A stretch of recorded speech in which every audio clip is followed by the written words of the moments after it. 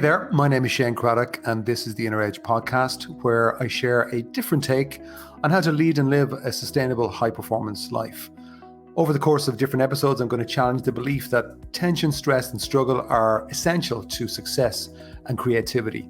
My experience is that there's an easier way, there's a better way, and indeed there's an essential way that we need to explore for the times that we live in. So let's go ahead, let's jump in and explore. Hi there, and welcome to The Inner Edge. Today's episode with me, Shane Craddock. Recording this on for the 10th of January. So I think the last episode was just around New Year's Day. Three cracking questions for a great new year.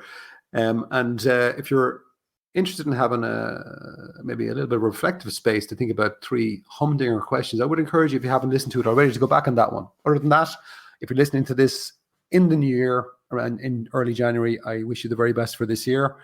And why not make 2022, when I'm recording this, why not make this really an exceptional year for yourself and for the people around you? Regardless of whatever the world or the media or people are saying to you, I do think we're in for increased turbulence and uncertainty in this decade. But I think we're also, if you have the right mindset and the right approach and take an inner edge to things and realize the value of what you have inside yourself, I honestly believe you can create some really great things, and there's going to be amazing opportunities over this decade, both business and personal, to reinvent and to reinvigorate your life, but also, if you're a leader, to bring that energy into your organizations. And that kind of ties in, I think, into what I'm going to talk about a little bit today, which is about spirit. And it's something that I know myself in my own life and my work that is becoming and has become increasingly more tangible in what is probably an intangible subject, and something that's not often discussed in business. Now, when I'm talking, I will explain, I suppose, the angles of my own definition, but what I'm going to say to you here is that for true success, my experience has shown me that you need to raise your spirit level. Now, if I break it down, true success to me personally means, I suppose, my success in all areas of my life, in terms of my health, my relationships, my finances, my work, my expression, and whatever else I believe I want to do or I want to create, or where I want to make an impact.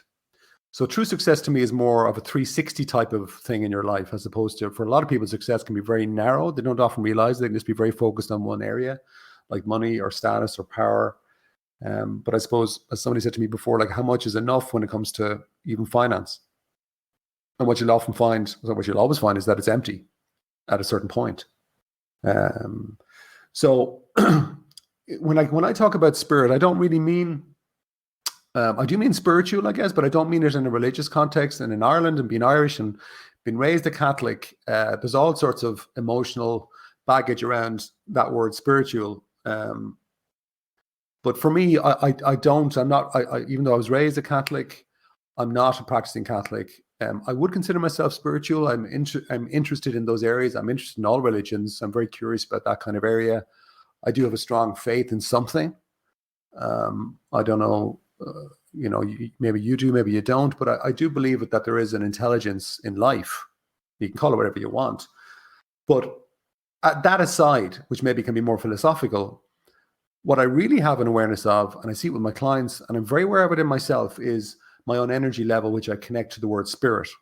And so, as somebody said to me a few years ago, God, I'm putting on a face all the time and it's exhausting. So they're trying to be positive, thinking that nobody picks up on it. But it doesn't matter who you are. If you're off in yourself, that means your spirit is going to be off. Your spirits will be low. And you can't fake it. So people pick up on your energy. You can walk in and say all the right things, have a big smiley face, which a lot of people in the business world do. But really there's a sense of energy and authenticity that sometimes it's hard to put into words. And what I've seen and what I'm seeing is that spirit, which you call it energy, or just even that energy of authenticity, it's very hard to articulate it, but but it is low in a lot of businesses. Why? Because I think leaders don't prioritize it. They don't necessarily see the value of it. It's certainly not traditionally discussed in business. But if the spirit of a leader drops, and with it, when the spirit of a leader drops, the energy drops, the hope drops, the optimism drops, it goes up and down, perhaps like a yo-yo, that ripples into the team. And I will say that a key skill of the future for leaders everywhere is going to be to learn how to raise and maintain your spirit at a high level more consistently, and then to do the same in other people around you. Because ultimately, the spirit of the business and the spirit within a leader reflects into the performance of the team, which means it reflects into the bottom line. And it also is way more sustainable. Now, there's a sporting term where you can say, well, they've got there's great team spirit there. It's the same sort of thing. Like, what does that mean? Like, you're not talking about religion or anything there, or even spiritual, or are you? At the moment, I'm a long-suffering Man United supporter in the English Premier League. And at the moment, they're being slagged off for having a very poor team spirit. So what you could say is there's a lack of togetherness, or maybe there's a divisiveness. Apparently, there's rumors of division in the dressing room. It certainly is very evident there's something wrong. But when a team spirit is there, what it means is there's a oneness, there's a togetherness, people are aligned. And within yourself, I think it also applies that when your mind is divided, or maybe you're overactive in your mind, I do think it dampens your spirits. And in a way, as somebody who was depressed before, like that word depress is pushed down. Maybe we're like pushing down our spirit, our energy from our thinking. Certainly, I know I was. Right. Just a little reminder that I have shared recently something that I think is very useful because we put a bit of time into it. It's a free workbook called WinBigger for 2022, 22 questions for a great 2022. The link, if you haven't seen it, the link is going to be in the show notes here on this podcast. And when you sign up for the workbook, you'll also get included in my mailing list, where there's a weekly email every Monday and a few other goodies that you kind of get as you're connected to me.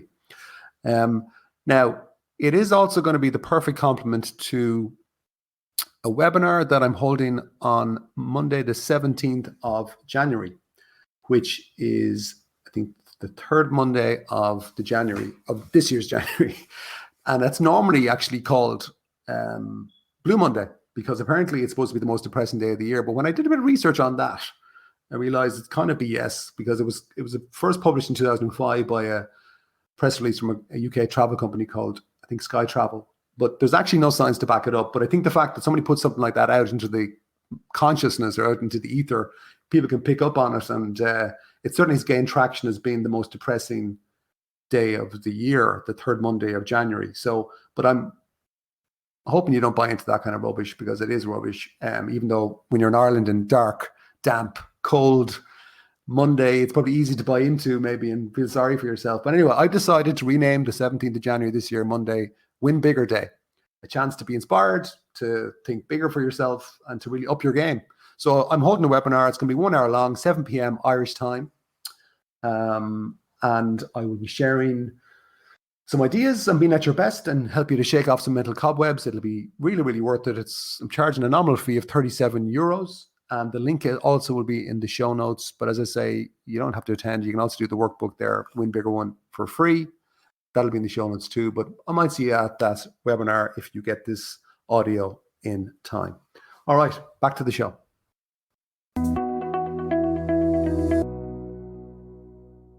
And now within a program that I run called Mindshift, which is kind of probably hands down the best way to do some work with me.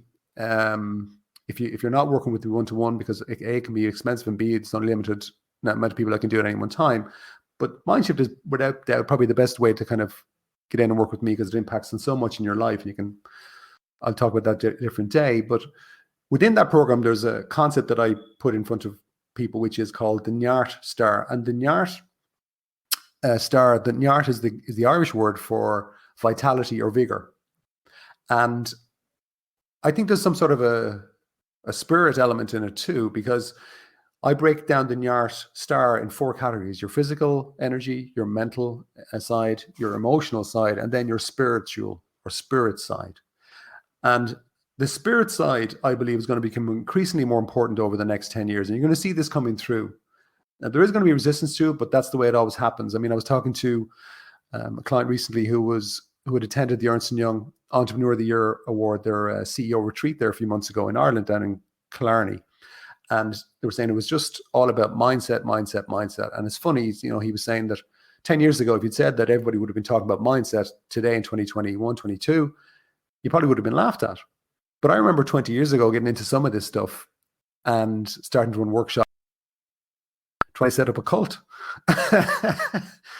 Maybe I was, I don't know. But but things change, perception change. And I'm telling you that for over the next decade, you are going to see an increased movement towards bringing spirit and spirituality, I think, into leadership and into business.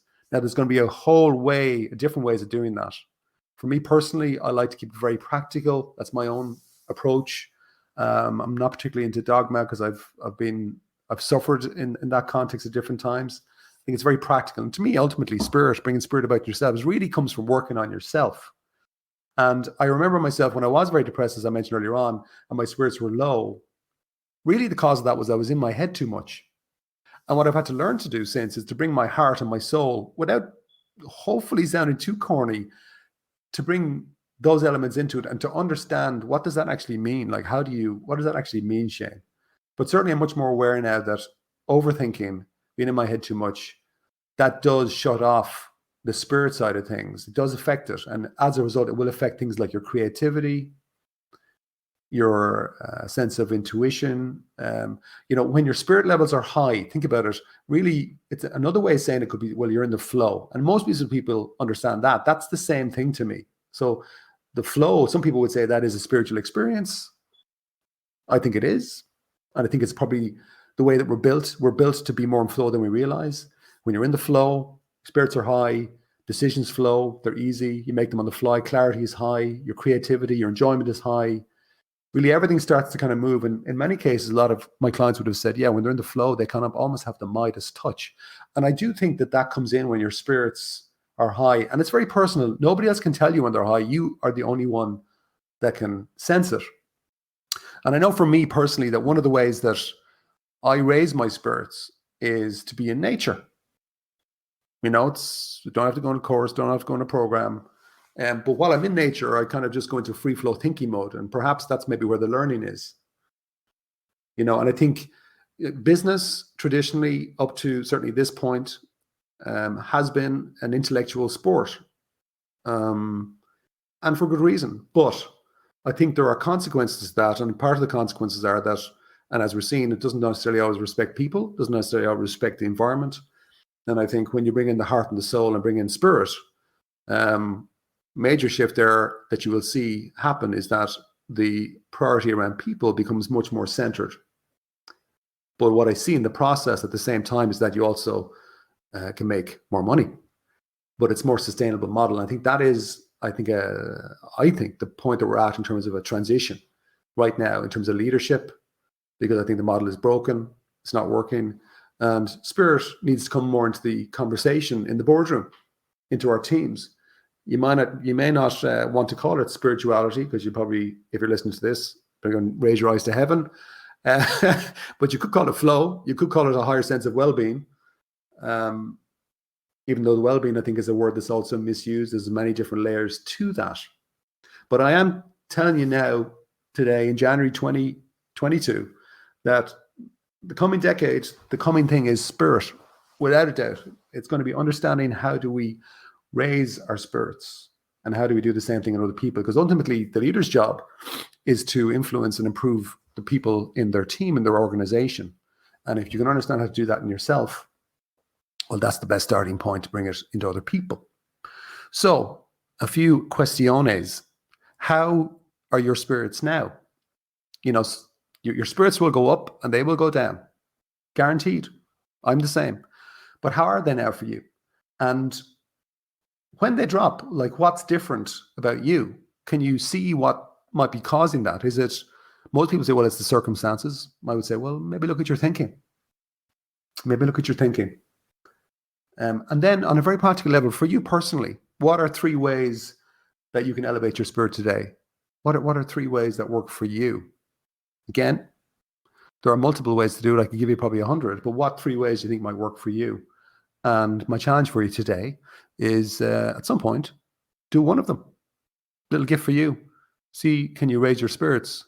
Could be as simple as going outside for a walk for 50 minutes to a half an hour, and giving your mind a break, learning how to rest your mind. Because I do believe, and my experience tells me that my spirit rises very quickly and significantly when my mind is clear. So if you're seriously interested in true success, my advice is to learn how to cultivate your spirit. Thanks for being with me, and here's to a great year for you. Bye-bye.